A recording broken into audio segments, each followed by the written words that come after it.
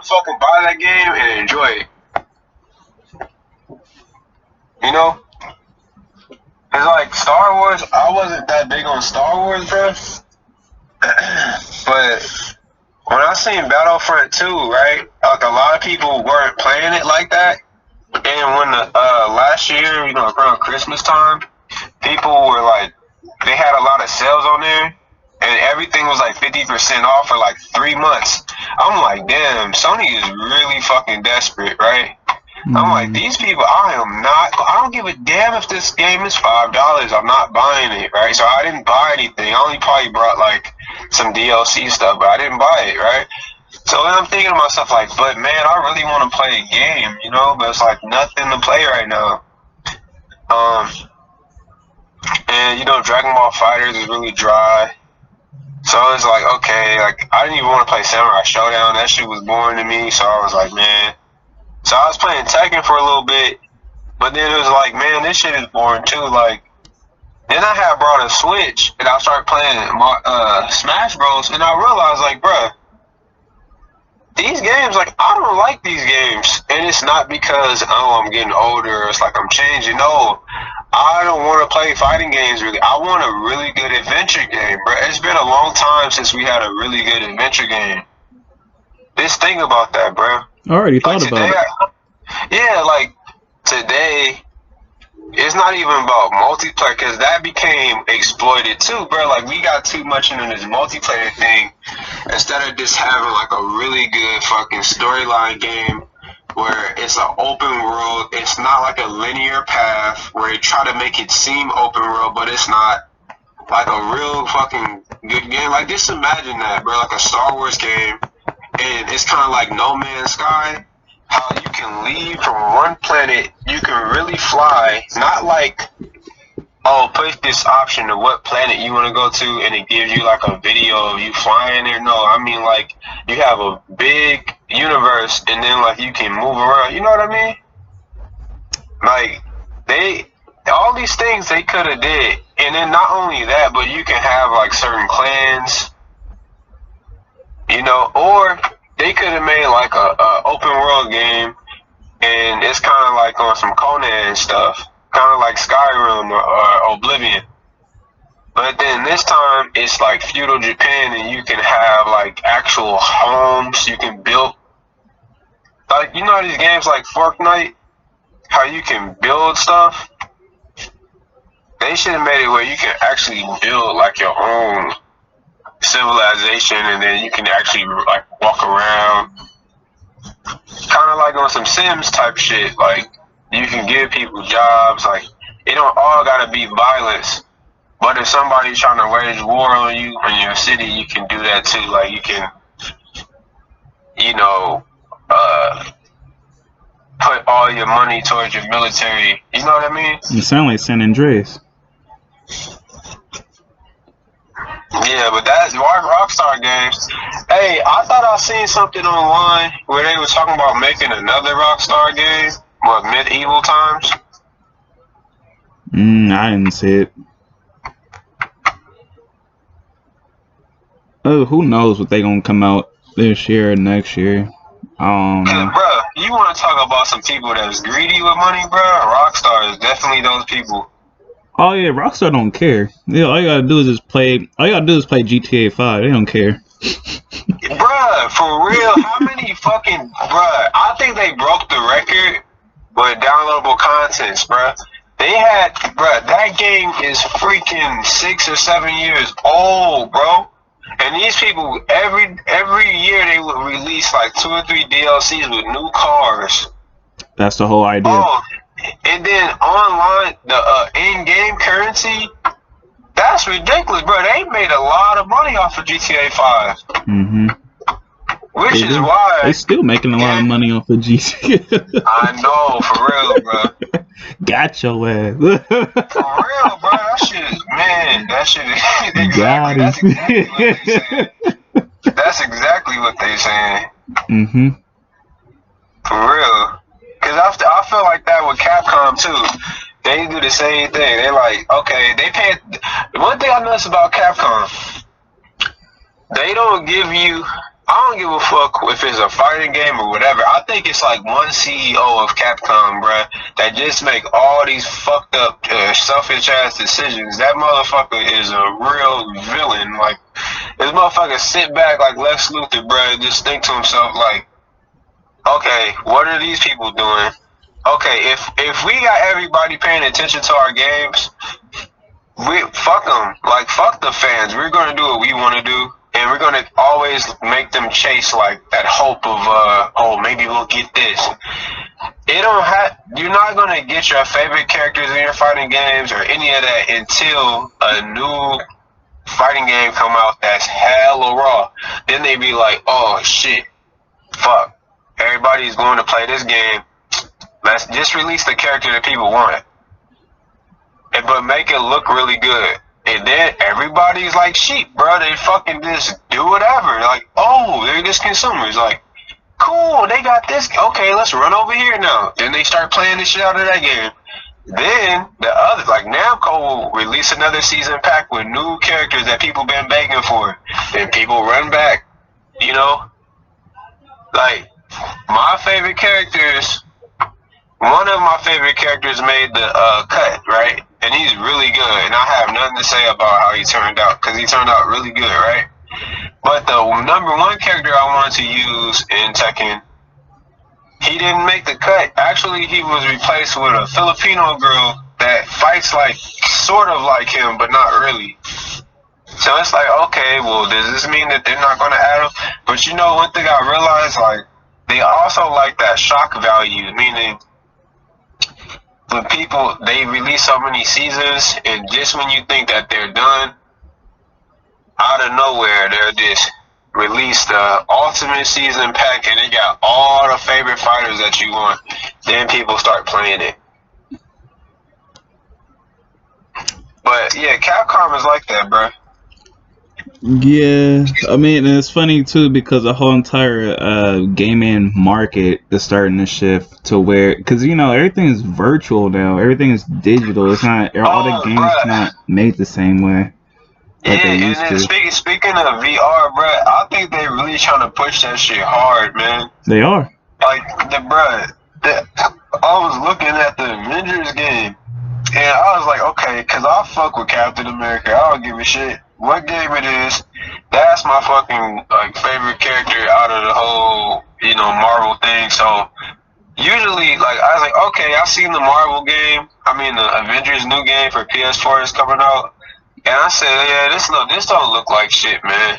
This look like just like another, you know, money grabber, pocket drainer. Like, I'm not falling for it. Yeah, we seen this all before. It's a AAA title, but it's just gonna be like a bland story mode. Like Spider-Man was a good game, you know, but then they didn't even put the real costumes that people wanted.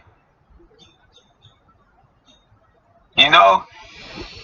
So it's like, okay. My whole thing is they just feeding us stuff without really giving us a real. Because I'm the type of dude, I need a baseline in order for me to engage in anything. You know, like okay, remember when it came out with the Spider-Man movie with Tobey Maguire? Alright, yeah. And then they made and then this is way before. This was when Xbox, the first generation, and PlayStation 2 was still the biggest thing on the market. And then they made the video game for both consoles. I thought, to me, that was like the best game ever, and I wanted a new generation console just so I can play that game. You know, and when I finally had it in my hands, I was like, bruh, this is raw. Nowadays, this is weird, bruh. Like, Fortnite, bruh. And I was telling everybody, like, I was telling this lady that I work with for this camp, I was telling her, because she was like, I want to play Fortnite because it's going to give me insight on what the kids see when they play this game. I said, really? I was like, where were you when Halo 3 dropped and Call of Duty 4 and all? Like, what? It's like, yeah, well, now it's different because Fortnite, it has all the kids. I was like, the game industry always had all the kids. Was you not there when South Park made the episode about Pokemon? But it's just weird, dude, because like you said, like it just seems like a lot of games they make now is soulless, you know? Like, ever since like PS3 PS3 and Xbox 360. Okay, like that's kind of where I feel like during that era, they was like game industry was already making moves. It was already making decisions, smart business decisions to keep the stuff going. And then on top of that too, you got people going to art school. This is why I'm happy I went to art school. You got people going to art school, they want to major in game design and all this other stuff, And so at the end of the day, these industries gonna have to create work for those students to come out and do their thing. And I'm thinking about it like that, and then like based off of my experience, working in VR, because we had VR in our arcade, and not only that, you seen it. We had all them computers for PC gaming, and then like I was trying to in San Francisco, I was trying to build an esports team, and then like I threw all my ideas out because bruh, like that shit was gonna be easy for me, like, and I'm hyped about it, and then I shared that with them, and they weren't even really too keen on the idea of having an esports. They didn't really care because to them the money was focused in VR. And you got all these other companies, because we was renting our facilities out to people like Salesforce and Facebook, and even the Oakland Raiders came through, and they only cared about VR. In their mind, it's like, oh, okay, this is where the future at. And then not only that, you got companies like Facebook buying out in these the Oculus and stuff like that, which is and then and the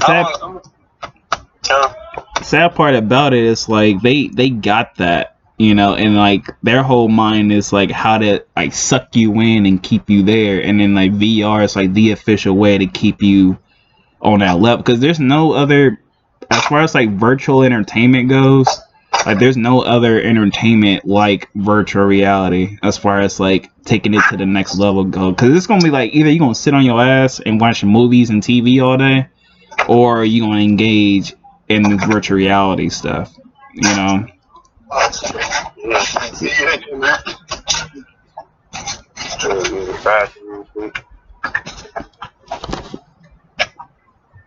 I think that people really shouldn't. Hold on. Let me just read the bathroom real quick.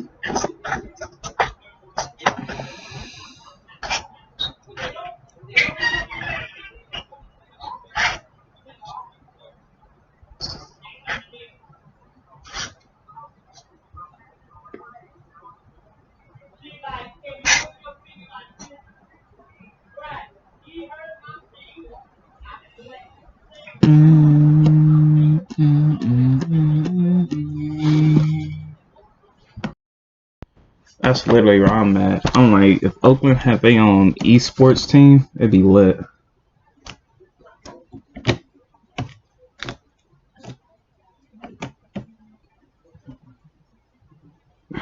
You know?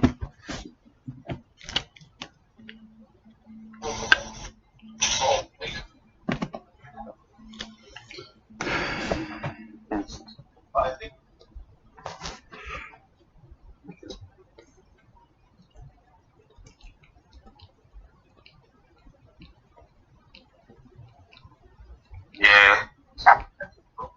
Yeah, Janemba is crazy in Budokai 3.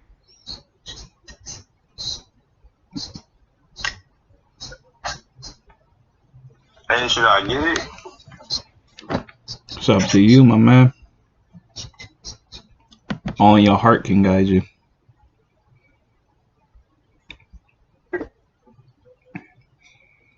I don't even know. Is he part of the Super Series? I don't know who Janemba is.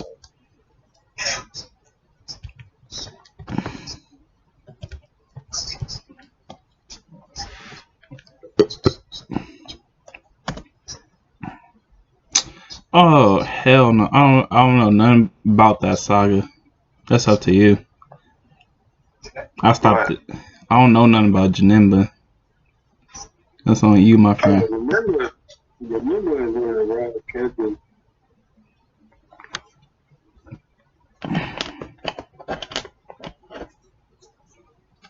You look like a combination of Cell and Frieza put together. No, I don't say Frieza. I have to, bro, because you look like Cooler. No, you don't. Yeah, you do. No, he don't. Yeah, he do. Look like something else, bro. He look like a combination of Cell and Frieza. Bro, don't even say that. So disrespectful. I had to look. He got the chrome and everything. He got the chromodome, just like Frieza. He got a small head, bro. He got the chroma. Look, it look like the little purple things in the middle of Frieza's head. Nah. Well, with the piccolo ears.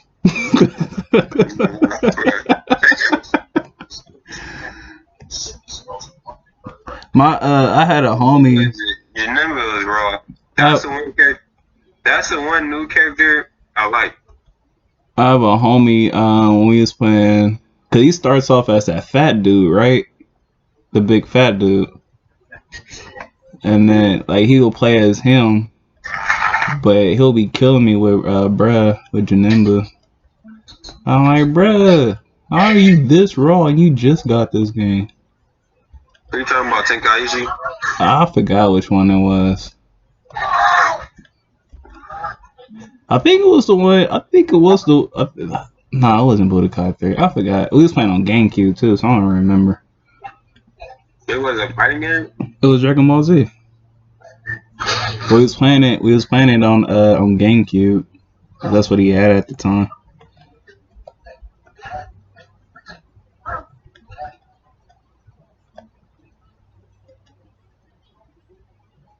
GameCube. I mean, I'll admit his design is raw. You really watching the video? Heck yeah. We ain't playing. That sounded so annoying because all I think about was get my ass whooped.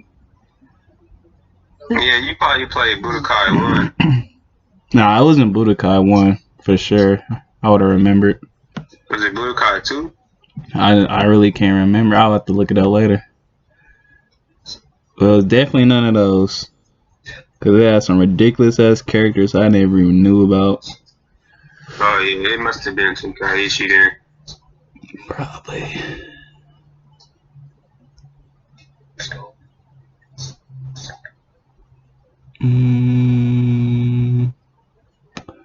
Yeah. I don't know. Oh. Man, I ain't gonna lie though. I F with that new Call of Duty though. You played it? I haven't played it. I just watched trailers. No. I'm like, I kind of have to. You don't know until you play it. Yeah, that's why I can't wait. I'm just in the cuts waiting for all this madness to end. Get myself in position to where I can just be, man. Because what I want to do is I want to start live streaming. Want to live stream my games. And just so I can, like, you know, document my progression.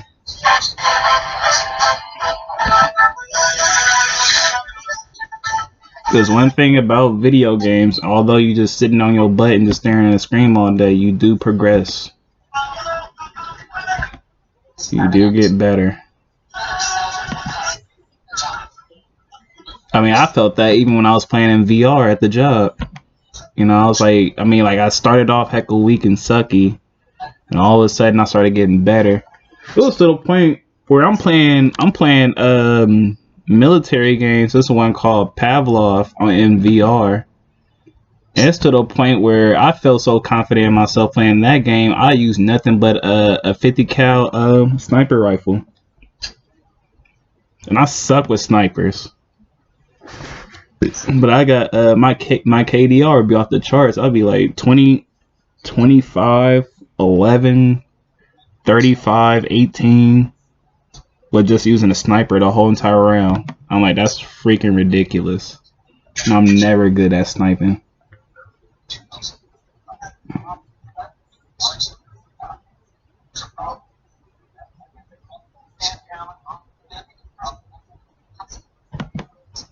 I'm like, I can't play this game no more.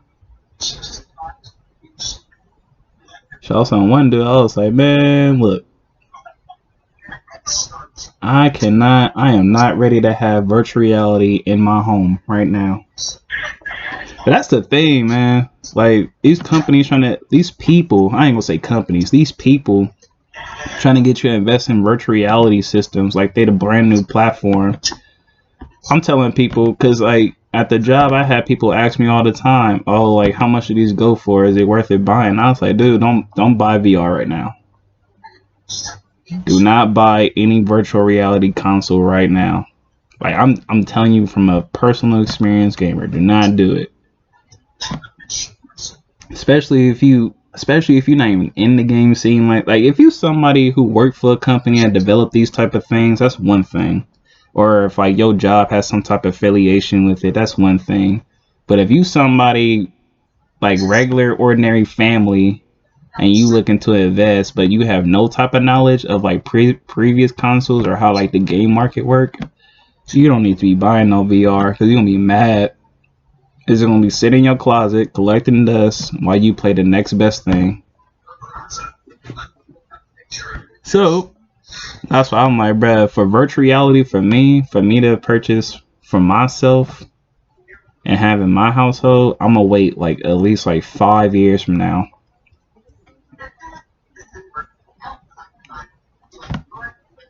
I give it 5 years. And then, depending on where it's at around that time, maybe, just maybe, I might buy me a VR set.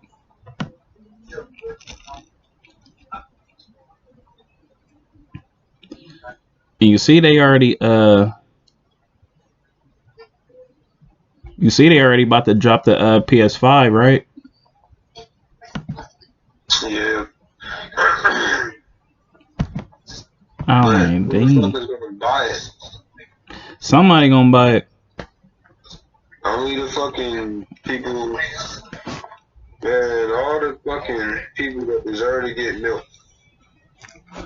I mean, them, and then the people who just gonna buy it just to resell it.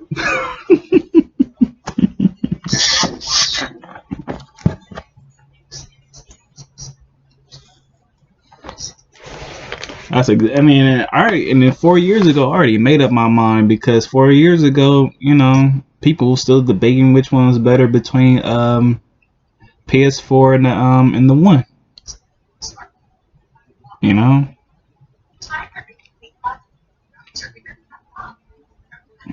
I'm like, dude, if you really think about it, cause like, the way I say this, like, bro, we still have these old retro games. Like, I got Sega, I got PS2, I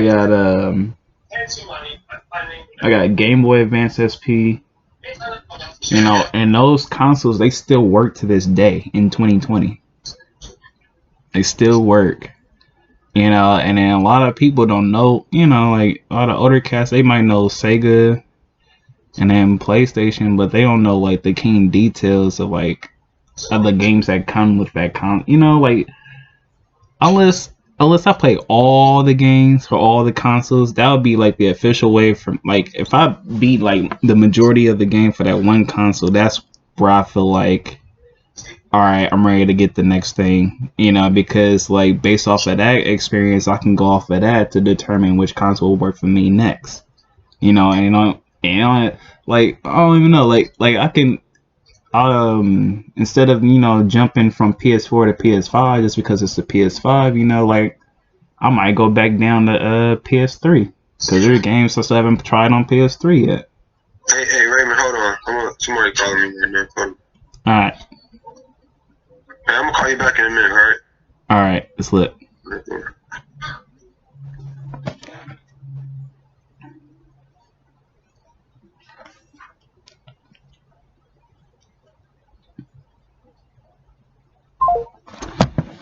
So, ladies and gentlemen,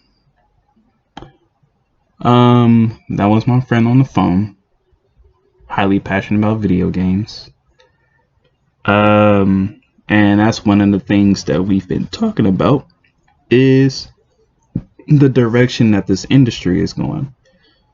Me personally, I have no clue, but as a gamer who's been gaming since 4 years old, you know, I'm open pretty much to anything it's just the way they're marketing everything. You know, you got to get this, you got to get that. And it's not a matter of like they're forcing it on you. It's just a matter of, you know, how quickly this whole entire thing is going. And, you know, a lot of people like diving into it just because their kids want it. And the only reason why their kids want it is because they see other adults, you know, who are cool enough and can afford these type of things. You know, they see them getting it, playing it, making it look cool on YouTube and stuff like that. Because I get it, man. That's kind of how, well, actually not 100% true, but it's kind of one of the ways that I was able to gear up to getting a 360 when I did at the time. And that was back in like 2006, 2007.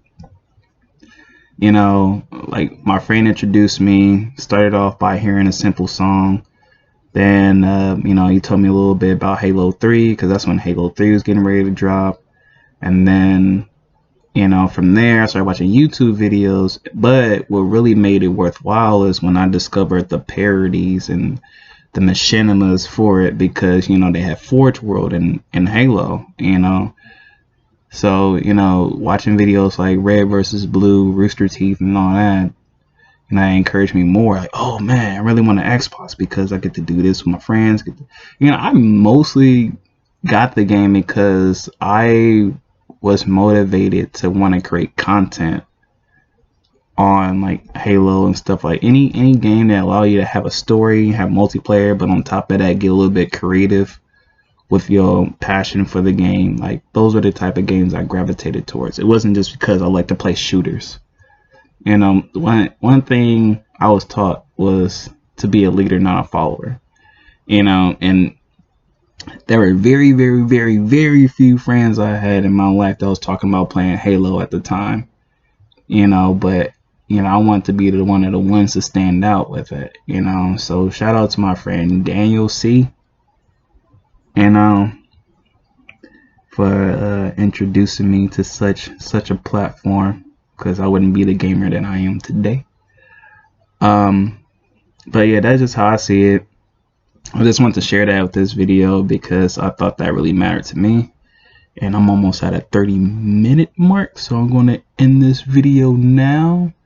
But I just want to share that conversation with you guys because, like, you know, this is some type of stuff that, you know, me and some other people be talking about on a daily. But this is some of the type of stuff that I want to share on the internet, you know, on YouTube, on specifically on Star Realm. Because, like I said, pretty soon in the future, I'm going to try and get on to where I can stream and live stream. Some streams might have commentary and some streams might be no commentary. I'm gonna aim for no commentary because I know how some people, you know, they prefer no commentary. So again, thanks for watching. Like, comment, subscribe, ding that little dingy ding bell right there for more content. And you know, this channel is gonna progress, so it's gonna get better. The more videos I make, the more support I get, you know, the better the content. So support your local YouTubers, especially if they live in Oakland. And I'll see you guys in the next video. Peace.